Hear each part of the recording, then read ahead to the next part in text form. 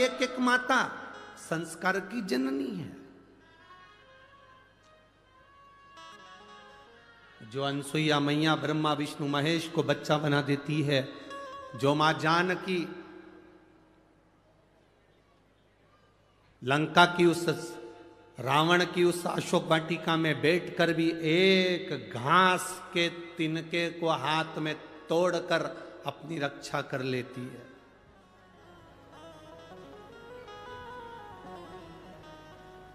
अरे दुनिया के लोग हंसते हैं, कहते हैं एक छोटा सा घास का तिनका और रावण उससे डर गया। रावण छोटा सा घास का तिनका। जब रावण आता था तो सीता उस रावण के सामने वो घास का तिनका हाथ में रखकर बैठ जाती थी और रावण उस घास के तिनके से डरता था। घास के तिनके से रावण डरता था। ऐसा क्या था घास के तिनके में? घास के तिनके में ऐसा क्या था? सीता मैया पृथ्वी से जन्म ली है, मां जानकी भूमि से पैदा हुई है और घास भी जम के बोलो जरा, भूमि से पैदा हुआ। तो घास सीता जी का कौन हुआ? जम के बोलो जरा। भाई, एक नारी अपने पति के साथ जाती है तो भी उसको भय लग सकता है, पर एक नारी जब अपने भाई के साथ जाती है तो कोई भय नहीं लगता। नारी को भय पति के साथ भी हो सकता है, उसके मित्रों के साथ भी हो सकता है, देवर जेठ के साथ भी हो सकता है, सास ससुर के साथ भी हो सकता है, पर नारी को, स्त्री को भय अपने भाई के साथ कभी नहीं हो सकता, अपने भाई के साथ नहीं हो सकता। इसलिए सीता जी घास के तिनके को तोड़कर अपने पास में रख लेती थी और सीता जी को यह ज्ञान था कि मैं भूमि से हुई हूं, ये भूमि से घास हुआ है, ये मेरा भाई है और जब तक मेरा भाई मेरे साथ में है तब तक रावण निगाह उठाकर नहीं देख सकता। ये मेरा भाई मेरे साथ में है, रावण की इतनी सामर्थ्यता नहीं कि मुझे निगाह उठाकर देख ले, क्योंकि मेरा भाई है।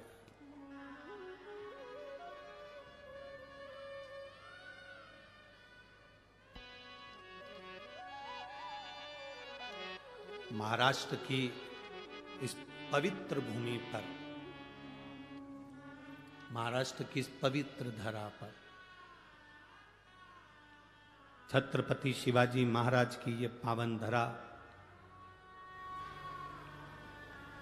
बाला साहेब ठाकरे जी की यह पवित्र भूमि, जिस पर विधर्मी केवल बाला साहब ठाकरे एक बार निकल कर चले जाते थे तो विधर्मियों ने अपने अपने कमरे छोड़कर बाहर भग जाते थे।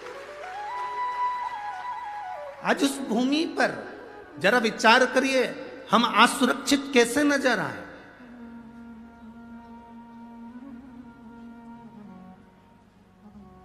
राम जी अयोध्या से चले, अवध से चलते चलते चलते चलते राम जी ने कभी पूरी जगह तक जाकर देख लो, कहीं पर किसी की ना तो नाक काटी, ना हाथ काटा, ना मुंडा काटा। यहां आकर मेरे राम जी ने शूर्पणखा की नाक काटकर कहा कि तेरा मन भगवत भजन में नहीं लग रहा और तू कहीं ना कहीं विधर्म की ओर आगे बढ़ रही है, और तेरा अंत होगा तब पूरा अधर्मियों का अंत हो जाएगा। तो ये वीर शिवाजी, छत्रपति शिवाजी इस नासिक शहर को, इस गोदावरी के तट को सबसे प्रथम मानते थे कि राम जी ने इस भूमि से रावण को ललकारा था और वीर शिवाजी छत्रपति ने भी इस भूमि से उन विधर्मियों को ललकारा। पवित्र धरा, ये पवित्र भूमि है, जिस भूमि का आनंद हमारे जीवन का एक सुख देता है।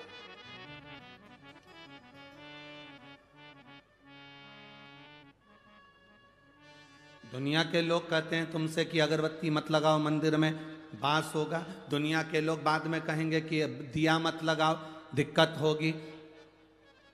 कितनी विचित्रता है, कितनी विडंबना है, हम कितना भटक रहे हैं। भगवान की भक्ति से हम दूर होते चले जा रहे हैं। आज का व्यक्ति मेहनत करना नहीं चाहता, और शिव महापुराण की कथा कहती है कर्म प्रधान है। शिव पुराण की कथा कहती है कर्म पूरा करो।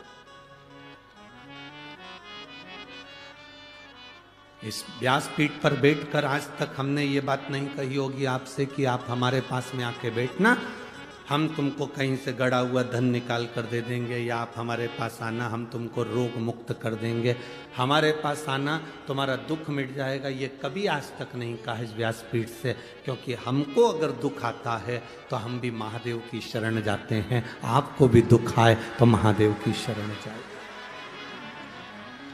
राम जी की जिंदगी में दुख आया, वो महादेव की शरण में गए। भगवान कृष्ण की जिंदगी में दुख आया तो महादेव की शरण में गए।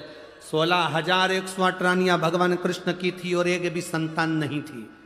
तब गर्गाचार्य बाबा से कहकर शिवलिंग का पूजन करा, एक एक रानी के साथ 11-11 दिन तक।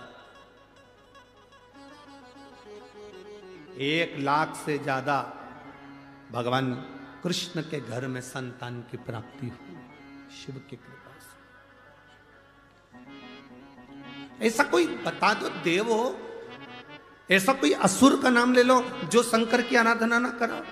रावण शिव की आराधना करते थे, कंस शिव की आराधना करते थे, महिषासुर शिव की आराधना करता था, तारकासुर शिव की आराधना करता था, जटासुर शिव की आराधना करता था। ऐसा कोई असुर बताओ जो शंकर की आराधना ना कराओ। ऐसा कोई देवता बताओ जिसने शिव की आराधना ना करी हो।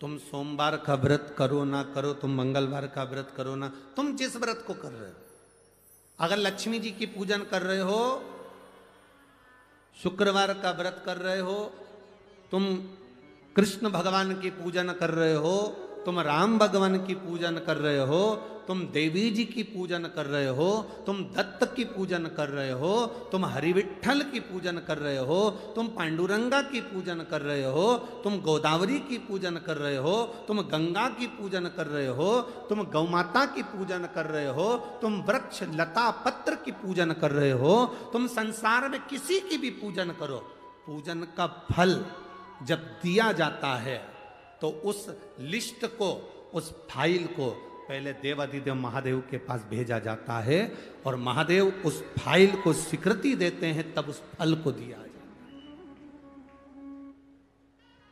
है। ऐसा कोई फल नहीं जो भगवान शंकर के बिना आपको मिल जाए। शिव के बिना कोई फल नहीं मिलता, शंकर के बिना फल की प्राप्ति नहीं होती।